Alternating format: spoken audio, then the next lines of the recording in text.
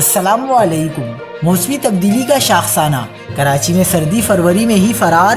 موسمی تبدیلی کے اثرات شہر کراچی پر پڑنے لگے، ماہرین نے نئی پیشنگوئی کر دی۔ تازہ ترین ویڈیوز کے لیے چینل کو سبسکرائب کر کے بیل آئیکن اور آل نوٹیفیکیشن پر کلک کریں۔ آپ کو بتاتے چلیں کہ کراچی میں اس بار سردی فروری میں ہی فرار ہو گئی اور گرمی کا موسم چھانے لگا ہے۔ کراچی میں سردی اچانک ختم ہو گئی۔ پنجاب میں بھی سردی کچھ دن کی مہمان ہے۔